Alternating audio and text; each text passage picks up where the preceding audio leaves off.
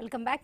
GST తగ్గింపుతో సామాన్యులకు అత్యంత ప్రయోజనం కలిగిందన్నారు బీజేపీ జాతీయ కార్యవర్గ సభ్యులు MLC Somu Veerraju. Toothpaste నుంచి కార్ల వరకు అన్ని ధరలు దిగివచ్చాయన్నారు. భవిష్యత్తులో జీఎస్టీని సింగిల్ డిజిట్ కు తెస్తామంటున్న సోము వీర్రాజ్ తో మా ప్రతినిధి గణేష్ ఫేస్ టు ఫేస్. కేంద్ర ప్రభుత్వం ఇటీవల జీఎస్టీ తగ్గింపు ప్రయోజనాలను దేశవ్యాప్తంగా అమలు చేయడం జరిగింది. పక్షం రోజులుగా ఈ జీఎస్టీ తగ్గింపు దేశవ్యాప్తంగా జరుగుతూ వస్తుంది. అయితే ఈ ప్రయోజనాల అంశంలో జాతీయ కార్యవర్గ సభ్యులు ఎమ్మెల్సీ సోము వీర్రాజు గారు ఉన్నారు. దేశ ప్రజల అభిప్రాయం ఎలా ఉందని తెలుసుకునేటువంటి ప్రయత్నం చేద్దాం. సార్, కేంద్ర ప్రభుత్వం జీఎస్టీ ధరలు తగ్గింపు చేయడం జరిగింది. దీని మీద రెస్పాన్స్ ఎలా వస్తుంది దేశవ్యాప్తంగా? ఇది సామాన్యులకి అత్యధికంగా ఉపయోగపడేటువంటి జిఎస్టీ. ఇది టూత్ బ్రష్ దగ్గర నుంచి టూత్ పేస్ట్ వరకు అనేక వస్తువుల మీద, పిల్లలు వాడేటువంటి ఎక్సైజ్ బుక్స్ దగ్గర నుంచి జీరో, అలానే రబ్బర్ దగ్గర నుంచి షార్ప్నర్ వరకు, అంటే అంత కింద స్థాయి వస్తువులు కూడా జిఎస్టీని జీరో చేయడం. అదేవిధంగా గతంలో 4 స్లాబ్లు ఉంటే వాటిని ఇప్పుడు 2 స్లాబ్లు చేయడం, 5 and 18. ఈ జిఎస్టీ మూలంగా ప్రభుత్వానికి 2,50,000 కోట్లు లాసు, మన ఆంధ్రప్రదేశ్ ప్రభుత్వానికి 13,000 కోట్లు లాసు. అయినప్పటికీ కూడా ప్రభుత్వం దీన్ని భరిస్తూ ప్రజలని, సామాన్యుల్ని, మధ్యతరగతి ప్రజల్ని అందరినీ కూడా ఆదుకునే విధంగా ఈ ధరలు తగ్గించడంలో ప్రముఖ పాత్ర జిఎస్టీ వహించాలనేటువంటి ఒక నిర్ణయంతో, ఒక సాహసోపేతమైనటువంటి నిర్ణయాన్ని కేంద్రం తీసుకోవడం జరిగింది. ఇది అన్ని రాష్ట్ర ప్రభుత్వాలు కూడా స్వీకరించినాయి. గ్రామ స్థాయిలో ఉన్నటువంటి గ్రామ కార్యదర్శి దగ్గర నుంచి అగ్రికల్చర్ డిపార్ట్మెంట్లో దీని మూలంగా వచ్చే బెనిఫిట్స్ ఏంటి, ట్రాక్టర్స్కి ఏ విధంగా దొరుకుతున్నాయి, స్ప్రేయర్కి ఏ విధంగా తగ్గుతుంది, అగ్రికల్చర్ ఇన్పుట్స్ ఏవైతే ఉన్నాయి, అగ్రికల్చర్ యొక్క మెకనైజ్డ్ యంత్రాలు ఒక 30 రకాల యంత్రాలు ఉన్నాయి. ట్రాక్టర్ దగ్గర నుంచి, స్ప్రేయర్ దగ్గర నుంచి అనేక రకాల పరికరాలు ఇవాళ వచ్చినాయి. వాటికి అన్నిటికీ ట్యాక్స్ తగ్గింది. డ్రిప్ ఇరిగేషన్ కూడా 5%కి వచ్చింది.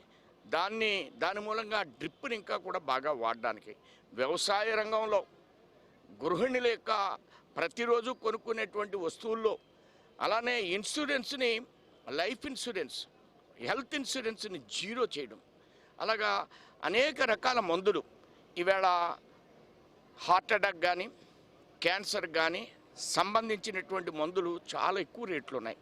వాటిని అన్నింటినీ కూడా పూర్తిగా తగ్గించారు జిఎస్టీ. ఈ విధంగా దేశ ప్రజల సంక్షేమాన్ని ఆధారం చేసుకుని ఈ జిఎస్టీని టీవీస్ కావచ్చు, ఫ్రిడ్జ్లు కావచ్చు, ఏసీలు కావచ్చు, అన్ని రకాల వస్తువుల మీద కూడా, అలానే కార్స్ కావచ్చు, పెద్ద పెద్ద కార్స్కి అయితే 20 లక్షలు, 25 లక్షలు కూడా జిఎస్టీ తగ్గేటువంటి పరిస్థితి వచ్చింది. చిన్న కార్లు అయితే 10 లక్షల లోపు ఉన్నటువంటి కార్లు కూడా జిఎస్టీ, అంటే సమాజంలో ఉన్నటువంటి అన్ని వర్గాలని కూడా టచ్ చేసేటువంటి జిఎస్టీది తగ్గింపు అన్ని వర్గాలకి వస్తుంది. ఈ విధంగా మోడీ గారు ప్రకటించారు. ఈ జిఎస్టీ రాబోయేటువంటి రోజుల్లో ఒక సింగిల్ పాయింట్ తీసుకొస్తాం. ఇప్పుడు 18.5 ఉంది.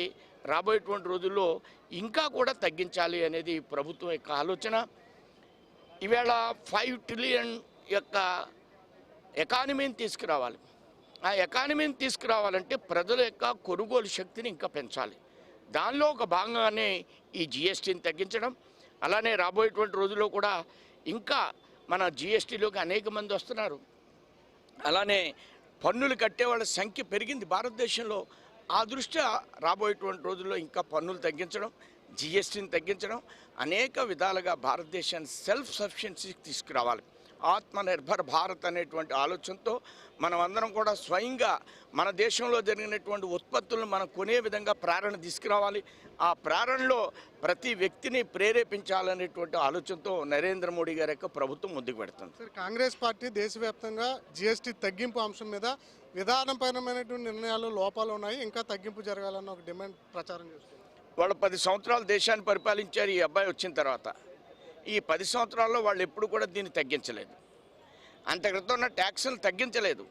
దేశంలో ఉన్నటువంటి ట్యాక్సులు ఒక రాష్ట్రానికి ఒక విధంగా ఉండేవి.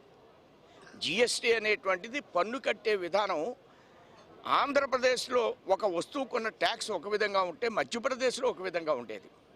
దాన్ని అన్ని రాష్ట్రాలని ఒప్పించి ఒక సమగ్రమైనటువంటి విధానాన్ని తీసుకొచ్చినటువంటి ప్రభుత్వం ఎన్డీఏ ప్రభుత్వం, నరేంద్ర మోడీ ప్రభుత్వం. తెలియక కొన్ని అంశాలను వాళ్ళు ప్రస్తావిస్తున్నారు. ప్రజలకు జ్ఞాపక శక్తి లేకపోవడం అనేది, వాళ్ళు జ్ఞాపక శక్తి ఉంటుంది, వాళ్ళు ఆలోచించాలి. మీ ప్రభుత్వంలో జీఎస్టీ అనేది యూనిఫామ్గా ఎక్కడా లేదు. ప్రతి అంశం వన్ నేషన్ వన్ ఓట్.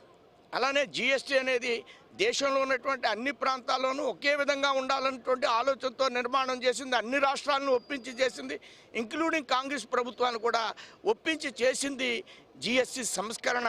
అది అవగాహన లేక వాళ్ళు మాట్లాడుతున్నారు అనేటువంటి విషయాన్ని నేను స్పష్టం చేస్తున్నాను. అంటే మీరేమో 2.2 అంటున్నారు, వాళ్ళేమో 1.5 అని కేంద్ర కాంగ్రెస్ పార్టీ ప్రధాన కార్యదర్శి జైరాం రమేష్ ప్రచారం చేస్తారు. జైరాం రమేష్ మేధావి తప్ప, ఆయన మేధావితనంతో కొన్ని అంశాలను ప్రస్తావిస్తారు తప్ప, ప్రభుత్వం ఏదైతే కాన్సెప్ట్తో తీసుకుందో దాన్ని స్వీకరిస్తే 2.0 అనేటువంటిది 2 పాయింట్ అనే దాన్ని ఆయన కూడా ఏకీభవిస్తారని నేను అనుకుంటున్నాను. ఇంకా భవిష్యత్తులో జీఎస్టీ అంశం మీద ఏమైనా తగ్గింపు జరిగే అవకాశాలు ఉన్నాయి? జీఎస్టీ అనే దాన్ని రాబోయేటువంటి రోజుల్లో సింగిల్ ట్యాక్స్గా, ఒకే స్లాబ్గా తీసుకొచ్చేటువంటి ఆలోచనలు కూడా ఉన్నాయని నిర్మలా సీతారామన్ గారు, అలానే ప్రధానమంత్రి కూడా తెలియజేశారు. Thank you sir. ఓవరాల్గా చూస్తున్నాం కదా, జీఎస్టీ తగ్గింపు ధరల వల్ల దేశవ్యాప్తంగా ప్రజలు ప్రయోజనం పొందుతున్నారని చెప్పి ఎమ్మెల్సీ సోము వీర్రాజు చెప్తూ ఉన్నారు. కాంగ్రెస్ పార్టీ చేస్తున్నటువంటి ప్రచారంలో అవగాహన లోపం ఉంది, ఇది సరికాదు అని చెప్పి చెప్తూ ఉన్నారు.